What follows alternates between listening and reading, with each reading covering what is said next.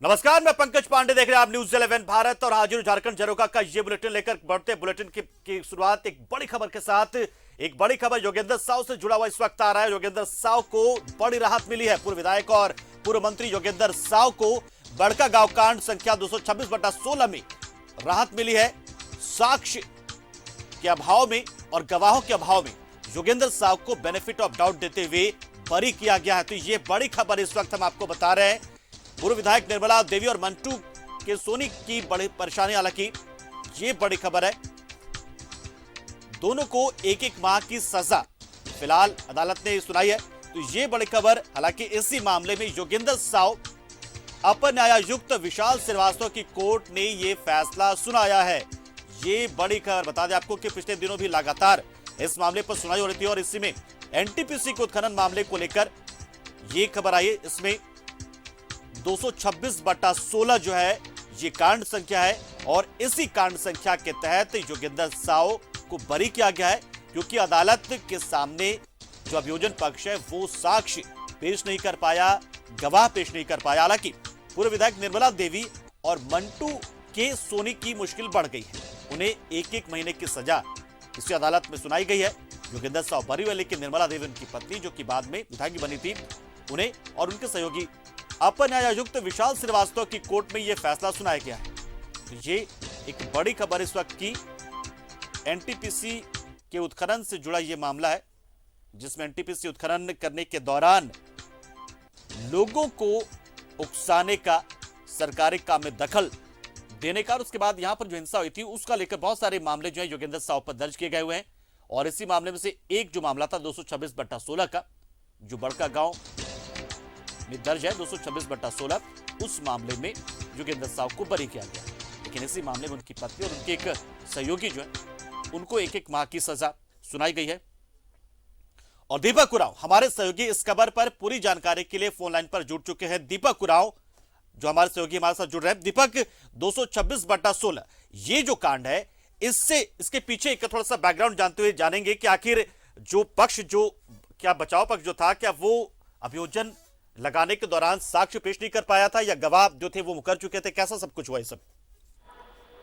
जी, बता दें कि साल 2016 में एनटीपीसी के खिलाफ बड़कागांव में कफन सत्याग्रह का आयोजन किया गया था। हाँ। जिसका नेतृत्व पूर्व मंत्री योगेंद्र साव और उनकी पत्नी निर्मला देवी स्थानीय ग्रामीणों के संग वहां पे सत्याग्रह किया था। तो उस दौरान पुलिस से झड़प भी हुई थी, जिसमें 4 लोगों की मौत भी हुई थी। और इसको लेकर योगेंद्र साव, उनकी पत्नी निर्मला देवी और उनका पुत्र अंकित राज के खिलाफ 2 दर्जन से भी अधिक मामले दर्ज हुए हैं और वो मामला न्यायालय में चल रहा है। अब कई मामले में योगेंद्र साव को बड़ी राहत भी मिली है। वो साक्ष्य और गवाह के आधार पर वो बरी भी हुए हैं। इन्हीं में से एक मामला जो था दीपक फिलहाल आपको बताना चाहेंगे, इस वक्त हमारे साथ विधायक अंबा प्रसाद खुद जुड़ गई हैं, जिनके पिता योगेंद्र साव को एक बड़ी राहत मिली है। अम्मा जी, स्वागत है आपका। और देखिए, लगातार जो है एक के बाद एक बहुत सारे मामलों से लगातार जो है राहत मिलती जा रही है। आज के इस फैसले के बाद से आपकी प्रतिक्रिया जानना चाहेंगे। आप अभी सुन रही हैं? जी।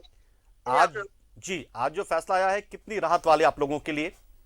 देखिए, मेरे पिताजी पूर्व मंत्री योगेंद्र साव, मेरी माँ पूर्व विधायक निर्मला देवी जल जंगल जमीन की लड़ाई लगातार लड़ते आए हैं और मेरे पिताजी काफी मुआवजा भी वहां पे 3 लाख से 20 लाख बढ़ाए और काफी संघर्ष करे, लड़ाकू विमान की तरह लोगों का आवाज बने। बिल्कुल। और कभी भी डरे नहीं। बिल्कुल। और ये बीजेपी सरकार, जो पूर्व की सरकार थी, वो गोली के दम पे एनटीपीसी को औने पौने दाम में वहां पे जमीन अधिग्रहण किया, इलीगल जमीन एक्वायर करके, और किसानों के साथ हमेशा अत्याचार और आज तक अत्याचार होते रह रहा है, जिसका संघर्ष अभी आज मुझे भी करना पड़ रहा है। और लगातार इस पे हमेशा कुछ ना कुछ हम लोग के माध्यम से होते रह रहा है। बिल्कुल। और इसी केस में, वो आंदोलन वाला जो केस था, उस पे मेरे पिताजी बरी हुए हैं और इसमें 3 साल 4 साल तक के जेल में भी रहे हैं इस केस में। तो हम लोगों के लिए खुशी की बात है। हम लोगों के ऊपर, हम लोग न्याय के ऊपर एक थोड़ा सा जो भरोसा थोड़ा डगमगा रहा था, वो भरोसा फिर से बन गया है और हमें विश्वास है कि न्यायिक प्रक्रिया में मेरे पिताजी को जरूर न्याय मिलेगा। जी बिल्कुल, ये तो सबसे बड़ी बात तो यही कि गवाही जब नहीं है, जाहिर सी बात है झूठे गवाह आरोपित किए गए होंगे, उस वक्त तय किए होंगे। कुल कितने मामले और रह जा रहे हैं जिसके बाद से हम योगेंद्र साव को बाहर देख पाएंगे? कुछ जानकारी आपके जरिए जानना चाहेंगे? जी बहुत जल्द वो बाहर आ जाएंगे। मुझे लगता है कि अब हम, ये तो न्यायिक प्रक्रिया है, अभी हम मीडिया में अनुमान बताना अभी सही नहीं रहेगा, लेकिन बहुत जल्द वो निकल जाएंगे। चलिए, बहुत शुक्रिया। और शुक्रिया आपका, आप हमारे साथ जुड़ी, समय दिया, और साथ में जो एक खबर आपको मिली वो उसके लिए भी आपको शुक्रिया। निश्चित तौर पर ये आपका मनोबल बढ़ा गया। तो हमारे साथ खुद अम्मा प्रसाद थे, उन्होंने कहा कि बहुत ही राहत वाली खबर है, और उन्होंने ये कहा कि पुरानी सरकार में झूठे आरोप जो है वो तय किए गए थे, नए झूठे गवाह जो है वो बनाए गए थे, और यही वजह कि अब जो गवाह है वो मुकरे हैं, और इसीलिए अदालत में अब न साक्ष्य मिल रहा है उन मामलों का, न कोई गवाह मिल रहा है, और इसलिए उन्हें राहत मिली है। और दीपक एक बार हमारे साथ फिर से जुड़े हुए। दीपक, अम्मा प्रसाद जी से हमने जानने की कोशिश की थी कि फिलहाल और कितने मामले जो है वो अभी बाकी रहेंगे जिनमें उन्हें राहत मिलनी है और वो बाहर आ पाएंगे, तो वो तो बता नहीं पाई। शायद आपके जरिए जानना चाहेंगे कि फिलहाल और कितने मामले ऐसे हैं जिनमें जो है फैसला आना बाकी रह गया है योगेंद्र साव से जुड़ा हुआ? जी बता दें कि बड़कागांव गोलीकांड मामले में 2 दर्जन से अधिक मामले पूर्व मंत्री योगेंद्र साव, उनकी पत्नी पूर्व विधायक निर्मला देवी और पुत्र अंकित राज के खिलाफ मुकदमा दर्ज की गई थी बड़कागांव थाना में। अब वो मामला न्यायालय में चल रही है।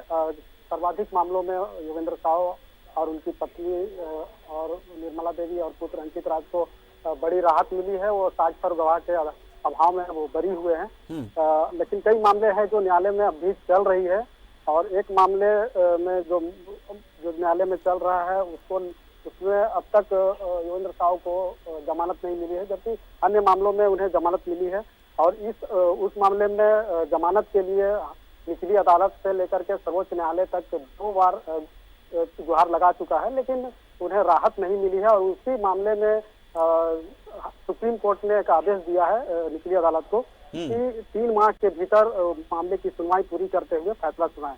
वो अलग मामला है। और ये जो मामला, जिस मामले में आज योगेंद्र साव बरी हुए हैं, जबकि उनकी पत्नी पूर्व विधायक निर्मला देवी को 1 माह का सजा हुआ है, तो देखे तो इस मामले में एक को राहत मिला है, लेकिन दूसरे को थोड़ा परेशान करने वाली खबर है।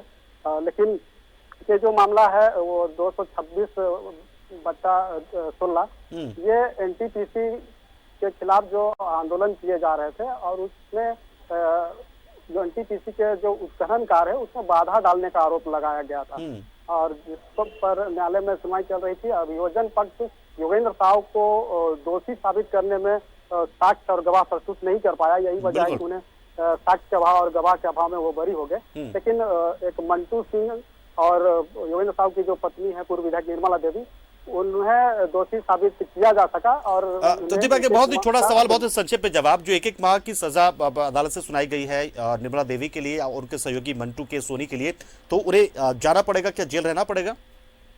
जी बता दें कि योगेंद्र साव की जो पत्नी निर्मला देवी और मंटू सिंह को जो 1 माह का सजा हुआ है, और इस मामले में वो पूर्व में ही वो मतलब कि सजा काट चुकी है। बिल्कुल। और उसके बाद उन्हें बेल पर वो बाहर है, तो इस मामले में उन्हें जेल में जाने की जरूरत नहीं हो पड़ेगी। बिल्कुल, तो वो फिलहाल जेल से बाहर रहेंगे। चलिए, बहुत बहुत शुक्रिया दीपक, हमारे साथ जुड़े। आप जानकारी आपने पूरी तो निश्चित तौर पर एक बड़ी राहत योगेंद्र साव के लिए। और खुद विधायक अम्मा प्रसाद भी जुड़ी थी, कहा उन्होंने कि उन्हें न्याय पर अब भरोसा होने लगा है। उन्हें लग रहा था कि जो है न्याय से उनका विश्वास डगमगा रहा था, क्योंकि बहुत वक्त लग रहा था, क्योंकि मामले भी करीब करीब 2 दर्जन के आसपास में है। लेकिन इसी मामले में 226/16 जो कांड था उसमें साफ योगेंद्र साव को अदालत ने बरी कर दिया है। अब ऐसा करते धीरे धीरे करके जो है कई सारे मामलों में वो राहत मिली, उन्हें बरी होते जा रहे हैं और जल्दी